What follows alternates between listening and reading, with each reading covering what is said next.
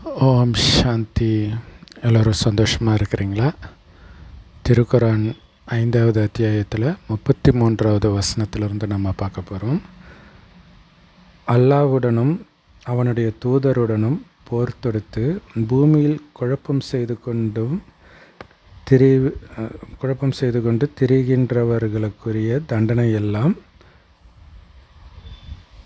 அவர்கள் கொல்லப்பட வேண்டும், அல்லது சிலுவையில் அறையப்பட வேண்டும், அல்லது அவர்களின் கைகளும் அவர்களின் கால்களும் மாறாக, அதாவது ஒரு பக்கத்து கையும் மறுபக்கத்து காலுமாக துண்டிக்கப்பட வேண்டும், அல்லது நாடு கடத்தப்படுதல் வேண்டும். இது இம்மையில் அவர்களுக்கு இழிவு தரும் தண்டனையாகும். இன்னும் மறுமையில் மகத்தான வேதனை அவர்களுக்குண்டு. ஸோ குரான், பைபிள் இந்த ரெண்டுத்துலேயுமே 3 விஷயங்கள் கடவுளுடைய விஷயமாகவே சொல்லப்பட்டிருக்கும். ஒன்று கர்மத்தின் விதி, இன்னொன்று சாத்தானுடைய விஷயங்கள். உதாரணத்துக்கு துக்கம் கொடுப்பது எல்லாமே சாத்தான், கடவுள் கிடையாது. பட் அதுவுமே கடவுள் பண்ணுற மாதிரி இருக்கும். அடுத்தது கர்மத்தின் விதி. ஸோ இந்த கர்மத்தின் விதி உண்மையிலே கடவுள் பண்ணுறதா சொல்லப்பட்டிருக்கும். கர்மத்தின் விதியும் கடவுள் பண்ணுறதா சொல்லப்பட்டிருக்கும். சாத்தான் பண்ணுறதும் கடவுள் பண்ணுறதாவே சொல்லப்பட்டிருக்கும். பட் ஆனால் அது உண்மை, அவ்வளோதான். ஸோ அதை புரிஞ்சுக்கிட்டு இதை பார்க்கும்போது உங்களுக்கு புரியும். இங்கே சொல்லப்பட்ட விஷயம் கடவுளுடைய விஷயம் கிடையாது, கர்மத்தின் விதியின் விஷயம். அல்லாவோடு தூதரோடு போர் தொடுக்கிறது அப்படின்னா என்னென்னா, கண்ணுக்கு தெரியாத அல்லாவோடு யாரும் சண்டை போட முடியாது, தூதரோட சண்டை போட முடியாது. ஏன் சண்டை போட முடியாது? அவங்க பேரே இறை தூதர், அமைதி தூதர். அவங்க எதுக்கு சண்டை போட போகிறாங்க இல்லையா? அடுத்தது, அப்போ என்ன அர்த்தம் அல்லாவுடனும் அவருடைய தூதருடனும் போர் தொடுத்து அப்படின்னா, இந்த ஆதாம் ஏவாள் கதை இருக்குது இல்லையா, தொடக்கம். ஸோ அதில் கடவுள் சொல்கிறார், என்ன சொல்கிறாருன்றது பைபிள் குரானில் இருக்காது. ஜஸ்ட் இந்த கனியை சாப்பிடாத அப்படின்னு சொல்கிற மாதிரி இருக்கும். அதாவது கடவுள் சொல்கிற எல்லா விஷயத்தையும் சேர்த்து சும்மா ஒரு கனியை சாப்பிடாத அப்படின்ட்டு இருக்கும். ஸோ அதனால் அவங்களுக்கு புரியாது அது என்ன கடவுள் சொன்னார், ஒரு கனியை சாப்பிட்டதுக்கு போய் கடவுள் துரத்துவாரா அப்படின்லாம் வரும். ஆனால் அங்கே என்ன நடக்குது அப்படின்னா, கனியை சாப்பிட்றாங்க, கடவுள் சொர்க்கத்தை விட்டு துரத்திடுறார். அப்போ இங்கே என்ன அதோடைய அர்த்தம் அப்படின்னா, கடவுள் சில விஷயங்களை சொல்கிறாரு, அதை மீறுறாங்க, சொர்க்கத்தை விட்டு வெளியேறாங்க. இது ஆக்சுவலாக கர்மத்தின் விதி. இதுக்கும் கடவுளுக்கும் சம்மந்தம் கிடையாது. ஏன்னா கடவுள் சொல்லி கொடுக்கறது, கடவுள் எப்போ வராரு, கடவுள் வராருன்றதே நிறைய பேருக்கு தெரியாது இல்லையா? கடவுள் இந்த பூமிக்கே வரல அப்படின்னா அவரை பற்றி யாருக்கு தெரியும்? மனிதர்களுக்கு இல்லையா? அதுவும் இந்து மதத்தில் பார்த்திங்கன்னா உருவமே வைக்கிறாங்க கடவுளுக்கு. உருவம் அப்படிங்கிறது பிள்ளையார், ஆஞ்சநேயர், நாராயணன் இவங்கள சொல்லலை, சிவனை சொல்கிறோம் இல்லையா? அங்கே மனித உருவம் கிடையாது, ஆனால் வித்தியாசமாக ஒரு உருவம் இருக்குது, அதான் கடவுளுடைய உருவம். இது எப்படி தெரியும் இல்லையா? கடவுள் இந்த ரூபத்தில் இருக்கிறாருன்னு எந்த மதத்தில் சொல்லப்பட்டிருக்குது? எதுலேயுமே சொல்லப்படல. இங்கே விஷயம் என்னென்னா, அது எப்படி தெரிஞ்சுது? கடவுளே வந்திருந்தால்தான் தெரிஞ்சிருக்கும். ஸோ அவர் இறுதியில் வரார். இல்லாட்டினா அவருக்கு எதுக்கு மகிமை இல்லையா? ஒரு மதத்தை ஸ்தாபனை செய்ய வந்தவரே எல்லா விஷயத்தையும் சொல்லிட்டாருன்னா மத ஸ்தாபனை செஞ்சவருக்கு தான் மகிமை. அதனால தான் இயேசுவை கடவுள்ன்றாங்க, முகமது நபியை இறை தூதர்ன்றாங்க, கடவுளை பற்றி தெரியாததுனால. ஆனால் கடவுளே இந்த பூமிக்கு வர்றார், அவருடைய செய்தி, அல்லாவின் செய்தி அல்லாவிடம் மட்டுமே இருக்கிறதுன்னு குரானில் இருக்கும். அப்படின்னு அர்த்தம், அல்லாஹ் சொன்னால் தான் தெரியும். அவர் இறுதியில் சொல்கிறார். அந்த இறுதி எது அப்படின்றத தெரிஞ்சுக்கணும்.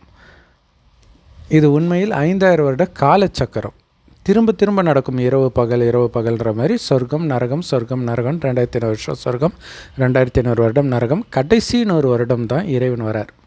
வருவதே இந்த பூமி சொர்க்கம் ஆக போகுதுன்ற செய்தியை சொல்லி அந்த சொர்க்கத்துக்கு நீங்கள் போகணுன்னா சொர்க்கத்துக்குரிய குணங்களை ஃபாலோ பண்ணணும். இல்லை இப்போ நீங்கள் ஒரு கிறிஸ்தவ மதத்தை தழுவணும் அப்படின்னா கிறிஸ்தவ மதத்துக்குரிய விஷயத்தை நீங்கள் ஃபாலோ பண்ணணும். எல்லா மதத்துக்கும் அப்படி தான். ஆனால் மதங்களற்ற சொர்க்கத்துக்கு போகணுன்னா சொர்க்கத்தில் என்ன குணம் இருக்கணுமோ அந்த குணம் அது இங்கே யாருக்கிட்டையுமே இருக்காது, எந்த மதத்துலையுமே இருக்காது. ஏன்னா எல்லா மதங்களும் நரகத்தில் தான் இருக்குது. அப்போ நரகத்தில் வாழ்வதற்கான விஷயத்தை தான் மதங்கள் போதிக்கும். அப்போ மதங்களை கடந்து சில விஷயங்களை போதிக்கத்தான் கடவுள் வரார். மதங்கள் என்ன இருக்குதுன்றது மனிதர்களுக்கே தெரியும், உருவாக்குனதே மனிதர்கள் தான்.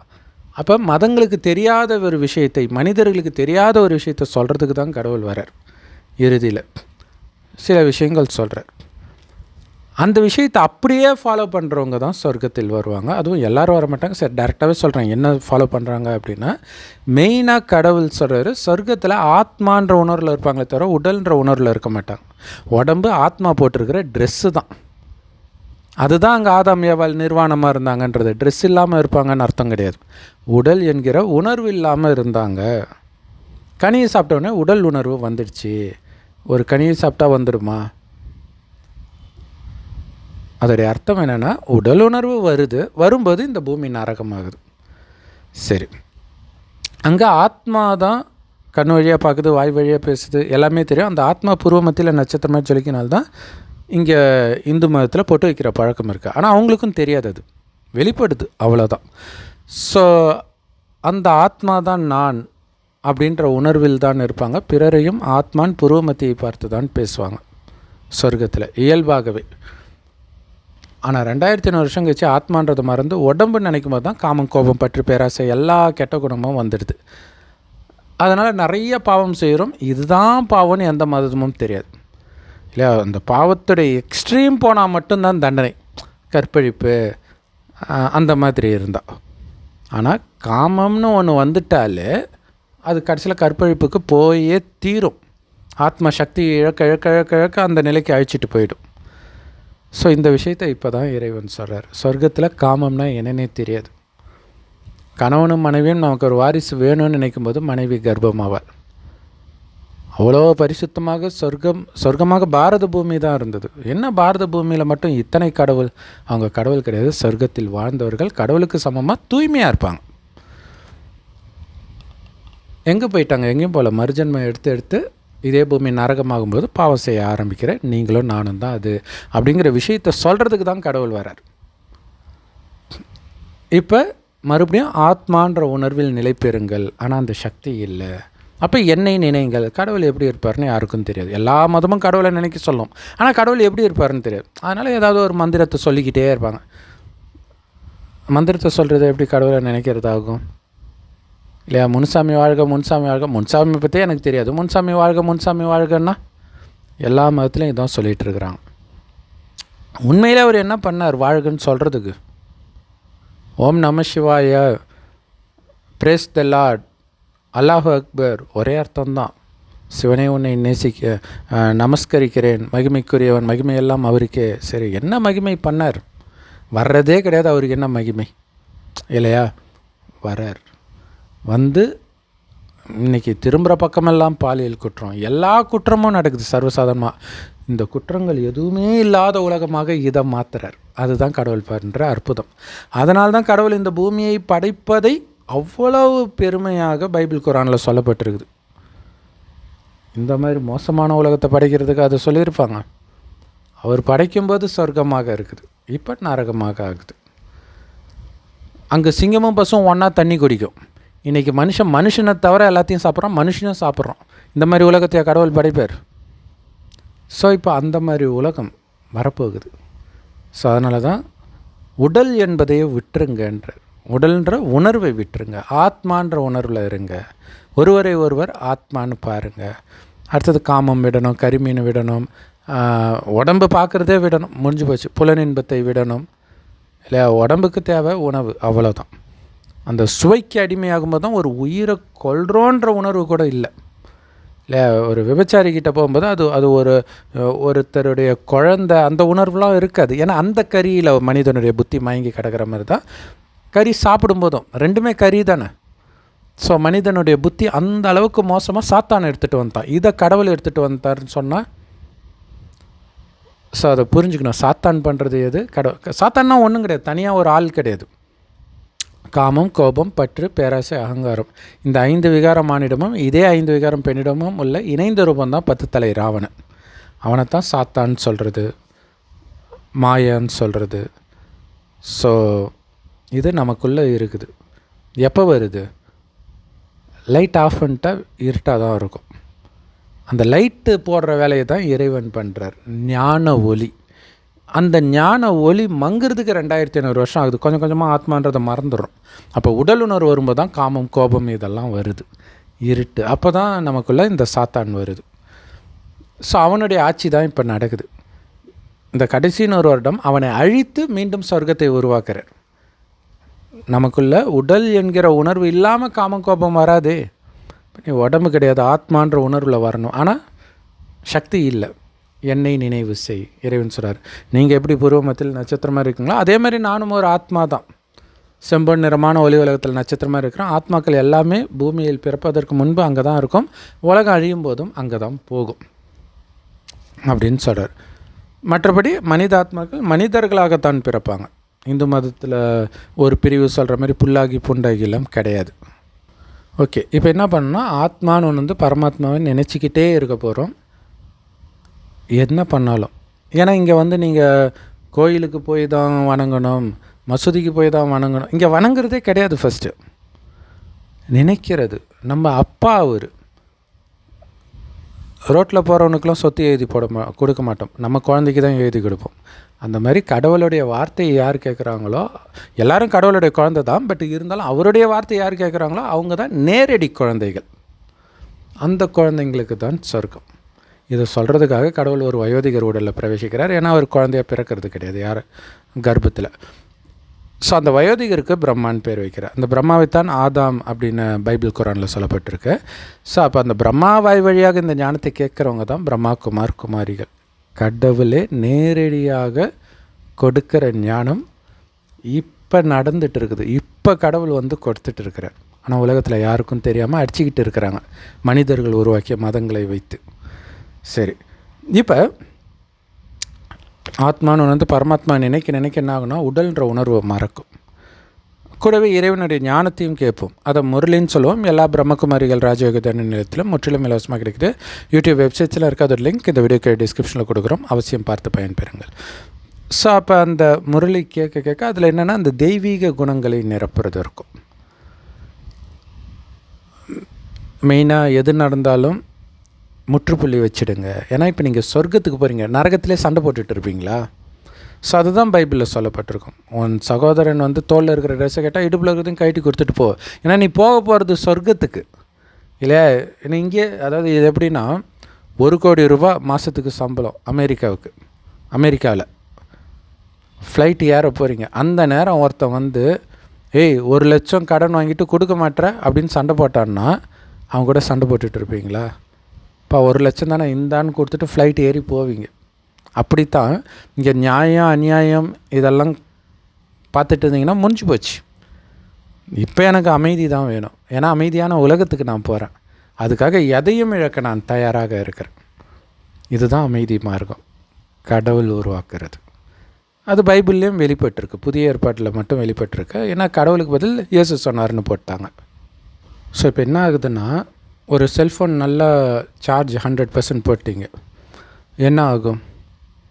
கொஞ்சம் கொஞ்சமாக இறங்கும் இல்லையா? அதே மாதிரி தான் இப்போ ஆழமாக பதிய வைக்கிறார் ஆத்மான்ட்டு. அது அடுத்த ஜென்மத்துக்கும் தொடரும். தானாகவே ஆத்மான்ற உணர்வு இருக்கும் சொர்க்கத்தில் கடவுள் வரமாட்டார் இல்லையா? எல்லோரும் கடவுள் சொர்க்கத்தில் இருப்பார் அப்படின்னு நினச்சிட்டு இருக்கிறாங்க. அவங்க சொல்கிற கடவுள் வந்து இந்து மத கடவுள் தான் சொர்க்கத்தில் இருப்பாங்க. ஒரிஜினல் கடவுள் இருக்க மாட்டாங்க. அதாவது தெய்வங்கள், அவங்க கடவுள் கிடையாது. சரி, கடவுள் இங்கே துக்கத்தில் வந்து காப்பாற்றுறதுக்கு தான் கடவுள். துக்கம் இருக்கும்போதெல்லாம் கடவுள் வராமல் சொர்க்கத்தில் வந்து என்ன பண்ண போகிறார் இல்லையா? அதனால தான் அன்பே சிவன்றோம். துக்கம் நிரம்பிய உலகத்தில் நம்மை காப்பாற்றிட்டு அவ்வளோதான் போயிடுறார். அவர் தான் நம்மளை சொர்க்கத்துக்கு அனுப்புனார்னு கூட தெரியாது. அங்கே மறந்துடுவோம் அடுத்த ஜென்மம் எடுக்கும்போது. இதே பூமி சொர்க்கமாக மாறப்போகுது. சரி, அப்போ என்ன ஆகுனா கொஞ்சம் கொஞ்சம் கொஞ்சமாக ஆத்ம சக்தி இழக்க, அதாவது 2500 வருடம் ஆகும். எதுக்குன்னா ஆத்மான்னு நினச்சிட்டு இருந்தது கொஞ்சம் கொஞ்சமாக ஆத்மான்றதை மறந்து உடல்னு நினைக்கிறதுக்கு. அப்போ இறைவன் கொடுக்குற ஞானம் என்ன? இப்போ இறைவனே தான் இறை தூதராக வந்து இந்த ஞானத்தை கொடுக்குறார். அந்த ஞானத்தை கேட்குற நாம் மற்றவர்கள் சொல்லும்போது நாமும் இறை தூதராக மாறுறோம்.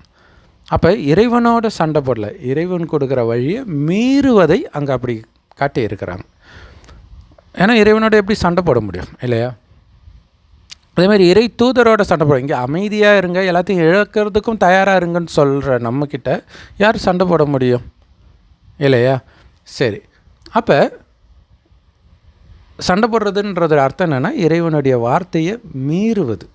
அதுதான் அந்த வழியோடு சண்டை போடுறதுன்னு அர்த்தம். ஆனால் அவங்களுக்கு தெரியாது, அது அவங்க தப்பும் கிடையாது. அதுதான் முக்கியமான விஷயம். ஏன்னா இயல்பாகவே தெய்வீக குணம் கொண்டவர்களாக இருப்பாங்க சொர்க்கத்தில். இப்போ அப்படி மாறுறவங்க தான் அங்கே போவாங்க. ஏன்னா அந்த குணம் அப்படியே ரிஃப்ளெக்ட் ஆகும், சொர்க்கத்தில் வெளிப்பட ஆரம்பிக்கும். ஆனால் 2500 வருஷம் கழிச்சு கொஞ்சம் கொஞ்சம் கொஞ்சமாக ஆத்மா மயக்க நிலைக்கு போகும்போது தான் அந்த காமம் கோபம்லாம் வரும். மற்றபடி சொர்க்கத்தில் காமம்னா என்னன்னே தெரியாது. கணவனும் மனைவியும் நமக்கு ஒரு வாரிசு வேணும்னு நினைக்கும் போது மனைவி கர்ப்பம் ஆவாள். அந்தளவுக்கு பரிசுத்தமாக இருக்கிறதுனால தான் அவங்கள கோயில் கட்டி கும்பிட்றாங்க. அதோடைய நினைவு பைபிளில் வந்து இயேசு அப்படி பிறந்தார் அப்படின்னு காட்டிட்டாங்க. சரி, இப்போ இது என்ன ஆகுது அப்படின்போது இறைவனுடைய வழியை மீறுறாங்க, உடல் உணர்வு வராங்க. அப்போ காமம் இதெல்லாம் வருது. இதெல்லாம் வரும்போது என்ன ஆகுது? பிரச்சனையும் வருது. அதுவுமே ஆக்சுவலாக 2500 வருஷம் சொர்க்கம், 2500 வருஷம் நரகம். இதை பாதியாக பிரிச்சிங்கன்னா இது 4 யுகம்: சத்தியுகம், திரேதாயுகம், துவாபரயுகம், கலியுகம்.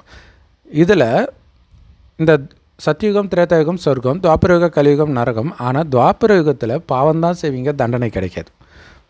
பாவம் ஒரு லெவலுக்கு மேலே போன பிறகு தான் தண்டனை கிடைக்கும். அதனால தான் நம்ம வந்து அநியாயம் பண்ணுறவங்களாம் நல்லா இருக்கிறான்னா அவர் இப்போ தான் பாவம் செய்ய ஆரம்பிச்சிருக்கார். இப்போ தான் பூமிக்கே அவர் வந்திருக்கிறார். அது வரைக்கும் மேலே இருந்திருப்பார். சரி, அப்போ 2500 வருஷம் கழித்து தான் உங்களுக்கு தண்டனையே கிடைக்கிது. சரி, 2500 வருஷம் இல்லை, 1250 வருஷம் கழித்து தான் கொஞ்சம் கொஞ்சமாக தண்டனை கிடைக்க ஆரம்பிக்குது. ஸோ என்னெல்லாம் தண்டனை கிடைக்கும்? மெயினாக கடவுள் வந்து அந்த காமம் மிகப்பெரிய எதிரின்றார். ஸோ இப்போ வரைக்குமே நீங்கள் முஸ்லீம் மதத்திலே எடுத்துக்கிட்டிங்கன்னா கூட கடுமையான தண்டனை வந்து விபச்சாரத்துக்கு தான் கொடுக்கப்படுது இல்லையா? ஸோ விபச்சாரம்னா கணவன் மனைவி காமமே விபச்சாரம் தான். சொர்க்கத்தில் காமமே இருக்காது. சரி, ஓகே. இது இல்லாமல் இந்த கணவன் மனைவி காமம் அடுத்தது வெளியில் தேடியே தீரும். சரி, அப்படி போக போக ஒரு லெவலுக்கு மேலே பயங்கரமான தண்டனை, வெட்டு குத்து எல்லாமே நடக்குது இல்லையா? இது கர்மத்தின் விதி. கடவுள் போய் அவனை போய் வெட்டுன்னு சொல்கிறாருன்னு அர்த்தம் கிடையாது. பட்டு சில நாடுகளில் அதை ஃபாலோ பண்ணுறாங்க. ஒரு சில குற்றங்களுக்கு ஃபாலோ பண்ணுறாங்க. எல்லா நாடுமே அந்த கொலைக்கெல்லாம் அந்த மாதிரி தானே தண்டனை கொடுக்குது. ஸோ அதில் சிலுவையில் அறையிறது இதெல்லாம், அது சிலுவையில் அறையிறாங்க அப்படின்னாலே பாவம் செஞ்சுருந்தால் தான் அறைவாங்க. அப்போ இயேசு சிலுவையில் அறையிறாங்க, முதல்ல அது நடக்கலை. ஒரு வேளை நடந்துருந்தால் அவர் பாவம் பண்ணியிருக்கிறாருன்னு அர்த்தம். மற்றபடி இயேசு கதையெல்லாம் ஸ்ரீ கிருஷ்ணருடைய கதை. அதை படிச்சிருந்தீங்கன்னா உங்களுக்கு தெரியும், என்னடா பிறந்ததுலேருந்து எல்லாமே அப்படியே ஒரே மாதிரியே வருது அப்படின்னு தோணும். ஸோ எதுவுமே நிஜத்தில் நடந்தது கிடையாது. எந்த மத புஸ்தகத்தில் உள்ளதும் நிஜ கதை கிடையாது. கதை அது, அதில் ஒரு மெசேஜ் இருக்கும். இயேசு பார்த்திங்கன்னா பயங்கர கோபக்காரராக இருப்பார். கடைசியில் தன்னை கொலை பண்ணுறதில்ல, குத்துயிரும் கொலையுரமாக இருக்கும்போது ஈட்டியால் குத்துறவனே கடவுளே மன்னிச்சுக்கணும். முகமது நபி கதையே அதானே இல்லையா? கொலை பண்ணணும்னு நினச்சவங்களே மன்னிக்கிறது தான் அவருடைய கதையுமே. ராமாயணம் ஸ்டார்டிங்கில் மன்னிச்சுட்டு தான் போவார் அவர். ஆனாலும் மற்ற காமம் சார்ந்த விஷயங்கள் இருக்கும், அது டக்குன்னு தெரியாது அவர்கிட்ட இருக்கிற குறை. ஆனால் அதிலும் குறை இருக்குது. அதுமாரி முருகன் வள்ளி குறத்திய லவ் பண்ணுறார், துரத்தி அப்படி துரத்தி லவ் பண்ணுறவங்கள கும்பிடுவாங்க. அப்படி இருந்த கலியுக மனிதன் உயர்ந்த நிலை அடையிறான், அனைத்தையும் இழந்து கோவணத்தோடு போய் நிற்கிறான். இயேசுவும் அதே தான், கோவணத்தோட சிலுவையில் அறையிறாங்க இல்லையா? ஒரே கதை தான் எல்லாமே.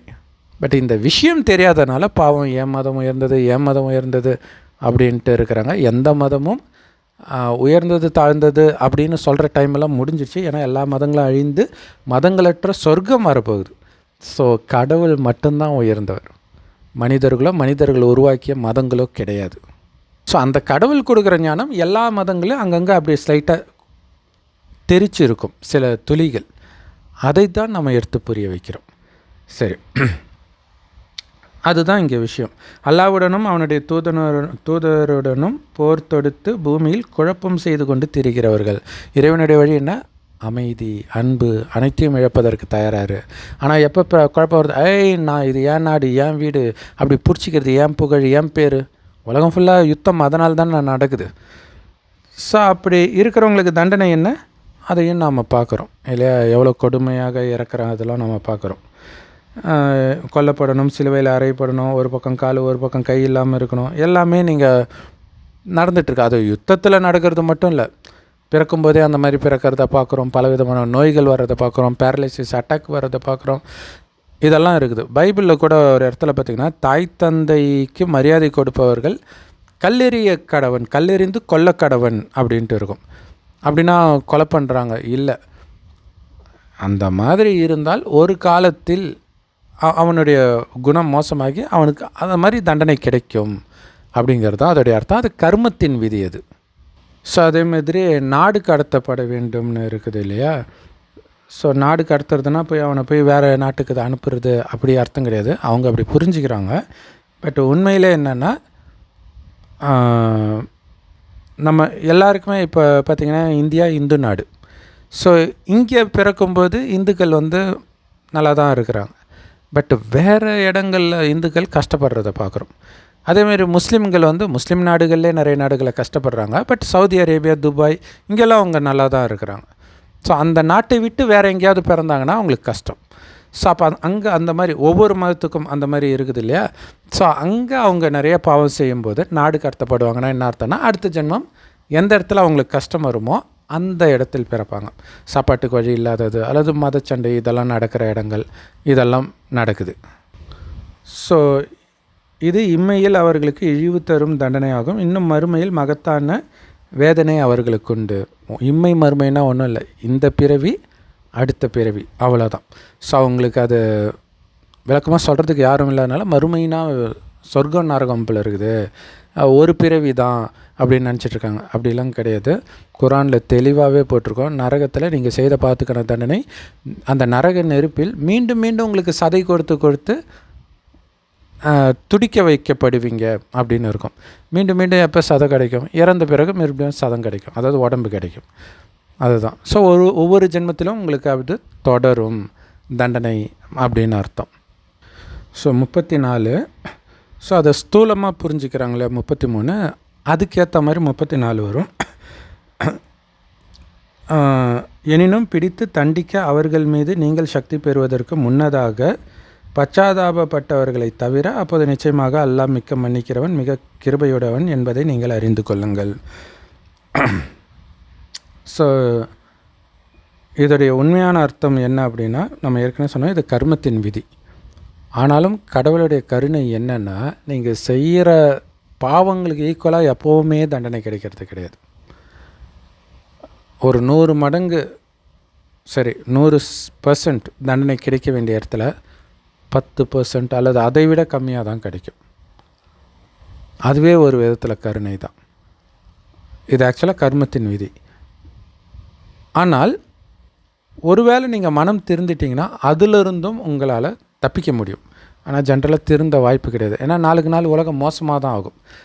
மோசமான விஷயம்லாம் ரைட்டுன்னு சொல்ல ஆரம்பித்ததுக்கப்புறம் அவங்களுக்கு தப்புனே தெரியாமல் பண்ணிகிட்ருப்பாங்க. ஸோ தண்டனை கிடச்சிட்டே இருக்குது. கடைசியில் தான் இந்த ஞானத்தை கொடுக்குறாரு. ஸோ அப்போ நம்ம மனம் திருந்திட்டோன்னா அந்த தண்டனையிலேருந்தும் தப்பிக்கிறோம்.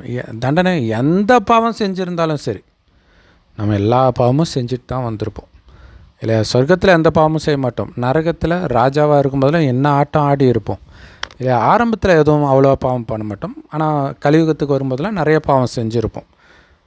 ஸோ அப்படி இருந்தாலும் இப்போ இறைவனை பிடிச்சிட்டு உங்களுடைய குணத்தையே மாற்றிக்கிட்டிங்கன்னா காப்பாற்றப்படுவீர்கள். ஸோ அது பின்னாடி இன்னொரு வசனத்தில் கூட வரும். ஸோ அப்போ நீங்கள் புரிஞ்சிக்கலாம், கடவுள் கண்டிப்பாக மன்னிக்கிறவர், கருணையோடையவர், கிருபையுடையவர் அப்படின்னு போட்டிருக்கு. 35. விசுவாசம் கொண்டவரே, நீங்கள் அல்லாஹ்வுக்கு பயந்து கொள்ளுங்கள், மேலும் அவன்பால் நெருங்குவதற்குரிய வழியை வணக்க வழிபாடுகளின் மூலம் தேடிக்கொள்ளுங்கள், மேலும் அவனுடைய பாதையில் யுத்தம் செய்யுங்கள், அதனால் நீங்கள் வெற்றி அடையலாம். ஸோ அல்லாவுக்கு பயந்து கொள்ளுங்கள்னு போட்டிருக்கேன். நம்ம ஏற்கனவே சொல்லியிருக்கோம் இல்லையா, நிறைய விஷயத்தை தூக்கி கடவுளுடைய விஷயமாக போட்டுடுறாங்க. இங்கே கடவுளை கண்டு நீங்கள் பயப்பட தேவையில்ல. நம்ம அப்பாவை கண்டு யாராவது பயப்படுவாங்களா? அதுவும் நல்ல அப்பா, சைக்கோ அப்பா கிடையாது இல்லையா, ஸ்ட்ரிக்டான அப்பா கிடையாது, அன்பான அப்பா. ஆனால் அவரே டீச்சர் ரோலும் பண்ணுறார், சத்குரு ரோலும் பண்ணுறார். சரி, ஆனால் இங்கே நீங்கள் எதுக்கு பயப்படணும்? நீங்கள் இது வரைக்கும் செஞ்சுருக்கிறீங்களா பாவம், அதற்கான தண்டனை உங்கள் தலை மேலே இருக்குது. அதிலேருந்து தப்பிக்கணும். ஸோ அந்த பயம் இருக்குது.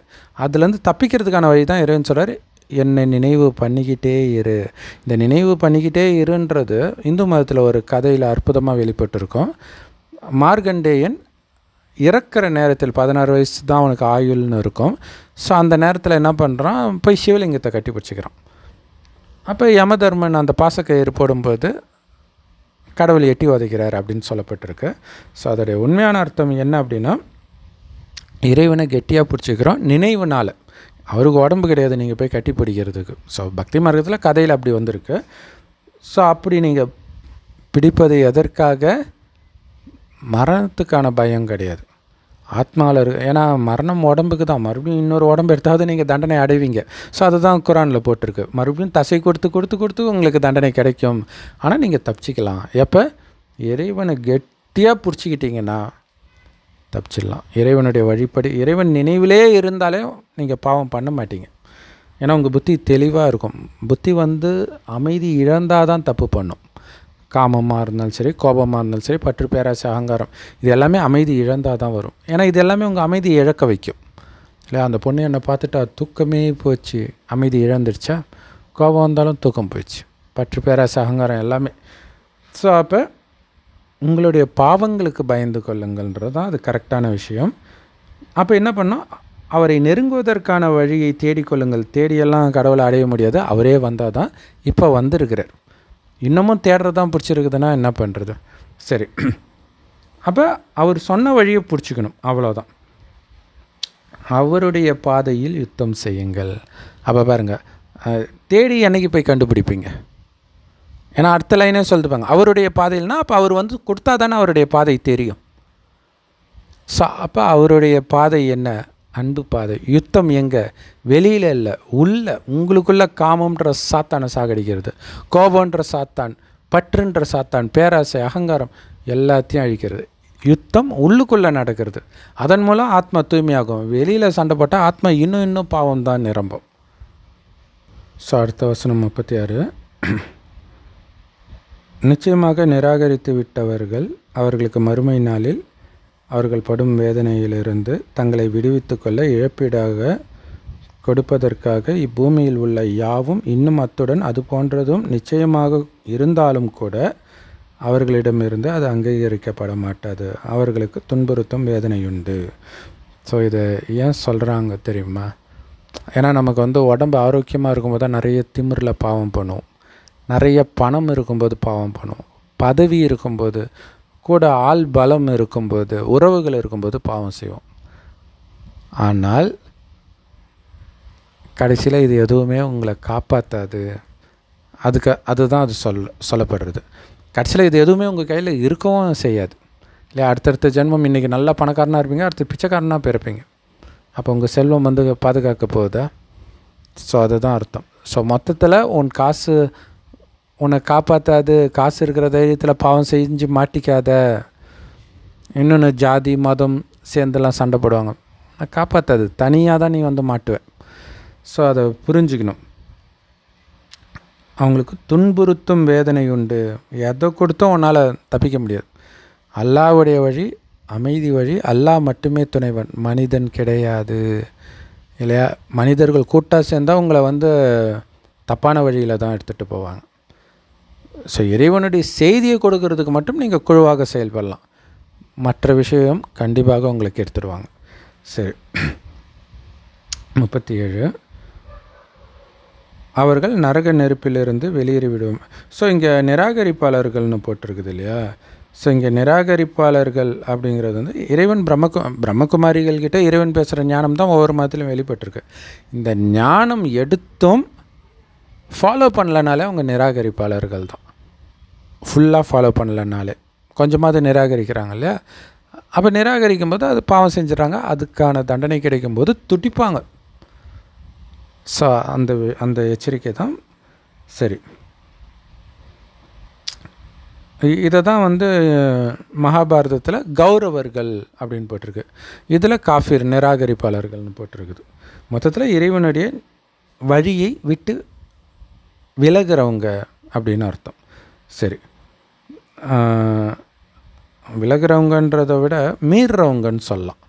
ஏன்னா விட்டுட்டு போயிட மாட்டாங்க, ஞானத்தில் தான் இருப்பாங்க. பட் அப்பப்போ சாத்தான் மீற வச்சிடும். சரி, 37 அவர்கள் நரக நெருப்பிலிருந்து வெளியேறிவிட நாடுவார்கள், ஆனால் அதை விட்டு அவர்கள் வெளியேறவே முடியாது.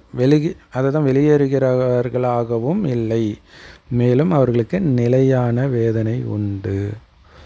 இது ரொம்ப ரொம்ப ரொம்ப சூப்பரான ஆழமான பாயிண்ட். என்ன பிரச்சனை வரும் அப்படின்னா, இப்போ உதாரணத்துக்கு ஒரு உண்மை சம்பவமே சொல்கிறேன் பாருங்களா. ஒரு முஸ்லீம் சகோதரர் திருமணத்துக்கு முன்னாடியே ஒரு பொண்ணோட தவறான தொடர்பில் இருக்கிறார். அப்புறம் திருமணம் பண்ணிக்கிறாரு வேறு ஒரு பொண்ணை. அப்பயும் அதை தொடர்ந்து அந்த இல்லீகல் ரிலேஷன்ஷிப் இருந்துக்கிட்டே இருக்குது. பட் மனைவிக்கு அது ஏமாற்றலாம் முடியாது, எப்படின்னு தெரியும் இல்லையா? அந்த ஒரு கட் ஃபீலிங் இருக்கும். அப்போ கையங்கலமாக பிடிச்சிடுறாங்க. பிடிச்சதுக்கப்புறம் முதல்ல நீயே ஏதோ சந்தேகப்படுறப்போ நீ ஒரு லூஸ் அப்படி தான் சொல்லிட்டு இருந்தார். சரின்ட்டு ஒரு நாள் ஆதாரமாக பிடிச்சிட்டாங்க. அதுக்கப்புறம் என்ன தெரியுமா பண்ணார், நான் அப்படி தாண்டி பண்ணுவேன், என்னடி பண்ணுவேன் அப்படின்ட்டு கடவுளெல்லாம் கண்ணாப்பினான்னு பேசுகிறது அப்படி இப்படின்னு இருந்தாங்க. இவர் கொடுத்த டார்ச்சர் தாங்காமல் அந்த சகோதரி என்ன பண்ணுறாங்க, அவங்களுக்கு யாரோடைய ஒரு தொடர்பு வருது. இந்த நேரத்தில் இவருக்கு பயங்கரமாக நோய் வருது. நோய் படுத்த படுக்கையாக இருக்கிற ஆண்மை போயிடுது, எல்லாமே போயிடுது. இப்போ அவருடைய மனைவி இப்படி இருக்கான்றது அவருக்கு தெரியாதா? ஏன்னா அவருக்கு நல்லாவே தெரியும் இல்லையா அந்த உணர்வு. நரக வேதனை அனுபவிக்கிறார். ஸோ இங்கே இது சிறந்த உதாரணமாக இருக்கும். அதுக்கு தான் சொல்கிறேன். அந்த நேரம் இதுலேருந்து தப்பிக்கணும்னு நினைப்பாங்க, தப்பிக்க முடியும். ஏன்னா அவர் படுத்த படுக்கையாக இருக்கிறார், எங்கே தப்பிச்சு போக முடியும் அவரால்? இப்போ அந்த கள்ளக்காதலி பேசுவல்ல இல்லையா, ஆரோக்கியம் இல்லை, எதுவும் இல்லை, இவங்க கூட பேசி என்ன பண்ணுறது? ஸோ அப்போவே அந்த கர்மா, ஏன்னா இப்போ கடைசி ஜென்மத்தில் இருக்கிறோம், உங்களுக்கு அடுத்த ஜென்மம் இல்லை, இப்போவே கிடைக்கும் எல்லாமே. அப்போ தப்பிக்கவே முடியாது, ரொம்ப எச்சரிக்கையாக இருக்கணும். அதுதான் அவங்களுக்கு நிலையான வேதனை உண்டு. அடுத்தது 38 திருடனும் திருடியும் அவ்விருவரும் சம்பாதித்ததற்கு கூலியாக அல்லாவிடம் இருந்துள்ள தண்டனையாக அவ்விருவரின் கைகளை துண்டித்து விடுங்கள், மேலும் அல்லாஹ் யாவரையும் மிகைத்தவன், தீர்க்கமான அறிவுடையவன். ஸோ நம்ம ஏற்கனவே சொன்ன மாதிரி கர்மத்தின் விதி அது. அந்த நேரம் திருடுறது அப்படிங்கிறது அதை அப்படியே கண்டினியூ பண்ணால் இந்த நிலைமைக்கு வந்துடும் அப்படின்னு. ஸோ இப்போ இது கர்மத்தின் விதி இல்லையா? ஊனமாக பிறந்தாங்கன்னா, கை இல்லாமல் பிறந்தாங்கன்னா கை மூலமாக ஏதோ பாவம் பண்ணியிருக்கிறாங்க, இதிலே சொல்லப்பட்டிருக்குதா இல்லையா? திருடியாக இருந்தாங்க, கையால் தானே திருடுறாங்க, கையை வெட்டுங்க அப்படின்னு சொல்லப்பட்டிருக்காது. அது மனிதர் வெட்டுறது கிடையாது, அப்படி பிறக்கிறது. சரி, மேலும் அல்லாஹ் யாவரையும் மிகைத்தவன் அப்படின்னா என்ன அர்த்தம்னா, நீங்கள் பெரிய புத்திசாலியாக நினச்சிட்டு பண்ணலாம், ஆனால் கர்மத்தின் விதியிலிருந்து தப்பிக்கவே முடியாது. நீங்கள் செய்த கர்மத்திற்கான பலனை அனுபவிச்சே தீரணும், உப்பு தண்ணாமல் தண்ணி குடித்தே ஆகணும். ஸோ அதுதான். மறுபடியும் 39 பாருங்கள். எவர் தம்முடைய அநீதத்திற்கு பின்னர் பச்சாதாபப்பட்டு தன்னை சீர்திருத்தியும் கொண்டாரோ அப்போது நிச்சயமாக அல்லாஹ் அவருடைய தௌபாவை அங்கீகரிக்கிறான். காரணம், நிச்சயமாக அல்லாஹ் மிக்க மன்னிக்கிறவன், மிக கிருபையுடையவன். அது ஏற்கனவே வந்தது இல்லையா? அதாவது பாவம் எப்படிப்பட்ட பாவமாக இருந்தாலும் சரி, அதை பண்ணிவிட்டு ஒரு டைமில் நம்ம இப்படி பண்ணிட்டோமே, எங்கே பாருங்களா, ஒரு இன்றைக்கி நிறைய குற்றங்கள் சிக்கிறாங்க இல்லையா? முதல் தடவை சிக்க மாட்டாங்க, பல தடவை செஞ்சுருப்பாங்க. அப்போ சிக்கிறதுக்கும் முதல் குற்றத்துக்கும் இடையில் உள்ள கேப்பு தான் உங்களுக்கு மாறுறதுக்காக கொடுக்கப்பட்ட டைம். அப்படி நீங்கள் பச்சாதாபப்பட்டு ஐயோ நான் எவ்வளோ இது பண்ணியிருந்தேன் அப்படின்னு நீங்கள் சொல்லியிருந்தால் தப்பிச்சிடலாம். பச்சாதாபப்பட்டு உங்கள் குணத்தையும் மாற்றிக்கிட்டா, அதுதான் இங்கே முக்கியமான விஷயம் இல்லை. ஸோ இதோடைய நினைவு தான் கிறிஸ்தவ மதத்தில் அந்த பாவ மன்னிப்பு அப்படிங்கிற ஒரு விஷயம் இருக்குது. ஸோ பச்சாதாபப்பட்டு தன்னையும் சீர்திருத்தி கொண்டாரோ அவங்க காப்பாற்றப்படுறாங்க. அதனால தான் அப்போது நிச்சயமாக அல்லாஹ் அவருடைய தௌபாவை, அதாவது பாவ மன்னிப்பை அங்கீகரிக்கிறான். காரணம், மன்னிக்கிறவன் கிருபையுடையவன். 40 நபியே, நிச்சயமாக அல்லாஹ் அவனுக்கே வானங்கள் பூமியின் ஆட்சி உரித்தானது என்பதை நீ அறியவில்லையா? ஆகவே அவன் நாடியவர்களை வேதனை செய்வான், அவன் நாடியவர்களுக்கு மன்னிப்பும் அளிப்பான். அல்லாஹ் ஒவ்வொரு பொருளின் மீதும் மிக்க ஆற்றலுடையவன். ஸோ இங்கே அவருக்கே வானமும் பூமியும் சொந்தம் அப்படிங்கிறதுடைய அர்த்தம் என்னென்னா, 2 அர்த்தம் வருது. ஒன்று, கடவுளே உலகம் நினைக்கிறவங்களுக்கு வானத்தில் இருக்கிறது பூமியில் இருக்கிறது எல்லாமே கடவுளுடையது. இப்போ என்னதுன்ற உணர்வே இல்லாமல் இருக்கிறது, அதை தான் இறைவன் இப்போ கற்றுக் கொடுக்குறாரு. இந்த உடம்பு கூட உங்களது கிடையாது, வெறும் ஆத்மா, நான் என்னுடையவர் ஒரு பரமாத்மா, எல்லாமே அவருடையது அப்படின்ற உணர்வில் இருக்கிறது. அந்த பயிற்சி சொல்கிறது குரானில் இப்படி வெளிப்பட்டு இருக்குது. வானங்கள் பூமியின் ஆட்சி அனைத்தும் அவருக்கே உரித்தானது அப்படின்னு இருக்கும். ஒரு சில இடங்களில் பார்த்திங்கன்னா வானத்தில் பறக்கிறது, கடலில் இருக்கிறது எல்லாமே இறைவனுடையது அப்படின்னு பைபிள்லையும் இருக்கும், குரான்லையும் இருக்கும். மற்றபடி அவர் நாடியவர்களை வேதனை செய்வான், துக்கத்திலிருந்து காப்பாற்றுறது தான் அவருடைய வேலையே. ஸோ இது கடவுளுடைய இது கிடையாது.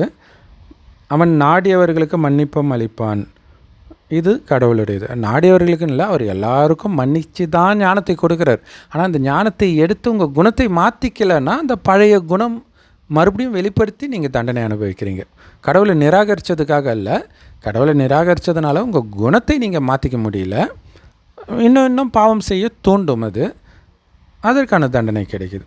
ஸோ இது கடவுள் கொடுக்கல. கடவுள் அதில் தப்பிக்கிறதுக்கான வழியை தான் சொல்கிறார். அந்த வழியை ஃபாலோ பண்ணதுனால நீங்கள் போய் மாட்டிக்கிறீங்க, அவ்வளோதான். அல்லாஹ் ஒவ்வொரு பொருளின் மீதும் மிக்க ஆற்றலுடையவன். ஸோ அற்புதமான வீடியோ. நம்ம ஒவ்வொரு வீடியோவில் நிறைய ரகசியம் வெளிப்பட்டு இருக்கும். சத்தியமாக நீங்கள் எந்த மொழியிலும் இவ்வளோ ரகசியம் குரான்லேருந்து எடுத்து உங்களால் கேட்டிருக்கவே முடியாது. உங்களுக்கு டவுட்டுன்னா செக் பண்ணி பாருங்கள். ஸோ இதுதான் குரானில் வெளிப்பட்டிருக்கோம். எங்கே வேணாலும் போய் பாருங்கள், இங்கே இருக்கிற மாதிரி இருக்குதா அப்படின்றது இறைவன் கொடுக்குற ஞானத்தை வச்சு சொன்னது. ஸோ அந்த ஞானத்தை வச்சு நம்ம எல்லாத்துக்குமே விளக்கமும் கொடுக்க முடியுது. விளக்கம் மட்டும் இல்லை, அவ்வளோ ரகசியம் இருக்குது. ஸோ இதை நீங்கள் புரிஞ்சுக்கிட்டீங்கன்னா உங்களை மாதிரி அதிர்ஷ்டசாலி யாருமே கிடையாது. உங்களுடைய சகோதரர் சகோதரிகள் எல்லா மதத்தை சார்ந்தவர்களுக்கும் இதை தயவுசெய்து ஷேர் பண்ணுங்கள். ஏன்னா இப்போ இதில் சொல்லப்பட்ட நிறைய விஷயங்கள் பாருங்கள், குரான் தீவிரவாதத்தை போதிக்குது, கையை வெட்ட சொல்கிறார், காலை வெட்ட சொல்கிறார் அப்படின்றவங்களுக்கு இதை நீங்கள் அனுப்புனீங்கன்னா, இதுக்கு இப்படி அர்த்தம் இருக்குதா அப்படின்னு புரிஞ்சுக்குவாங்க. ஓம் சாந்தி. தேங்க்ஸ் ஃபார் வாட்சிங். ஸோ இறைவன் கொடுக்குற நேரடி ஞானம் எல்லா பிரம்மகுமாரிகள் ராஜயோக தியான நிலையத்திலும் முற்றிலும் இலவசமாக கிடைக்குது. யூடியூப் வெப்சைட்ஸில் இருக்குது, அதோட லிங்க் இந்த வீடியோக்கு டிஸ்கிரிப்ஷனில் கொடுக்குறோம். அவசியம் பார்த்து பயன்பெறுங்கள். இது தமிழ் தெரியாத சகோதரர்களுக்கும் ஷேர் பண்ணுங்கள். ஏன்னா இது ஆட்டோ டப்டு எனேபிளாக இருக்கும். இங்கிலீஷ்லேயும் இதே வரும். நீங்கள் இதில் மேலே செட்டிங்ஸ் இருக்கும், வீடியோவில் அந்த ஸ்பேனர் மாதிரி ஒரு ஐக்கான் இருக்கும் இல்லையா, அதை கிளிக் பண்ணிங்கன்னா ஆடியோ ட்ராக்னு வரும். அதை கிளிக் பண்ணி இங்கிலீஷ் அப்படின்னு மாற்றிக்கிட்டிங்கன்னா இங்கிலீஷில் யூடியூபே அப்படி மாற்றி கொடுக்குது. தமிழ்நாடு இல்லாத மற்றவர்களுக்கு இது டைரெக்டாகவே இங்கிலீஷில் தான் ப்ளே ஆகும். இதே வீடியோவை நம்ம இங்கிலீஷ்லேயும் போடுவோம் வேறு சேனலில். அதில் இன்டர்நேஷ்னல் லாங்குவேஜஸ் எல்லாத்துலேயுமே, இப்போ இந்தியானா மெயின் ஹிந்தி இருக்கு இல்லையா, அதுமாதிரி ஒவ்வொரு நாட்டிலையும் அந்தந்த மெயின் லாங்குவேஜில் தானாகவே அந்த நாட்டில் அந்த லாங்குவேஜில் தான் ப்ளே ஆகும். ஸோ அதையும் பார்த்து பயன்பெறுங்கள். ஓம் சாந்தி. தேங்க்ஸ் ஃபார் வாட்சிங்.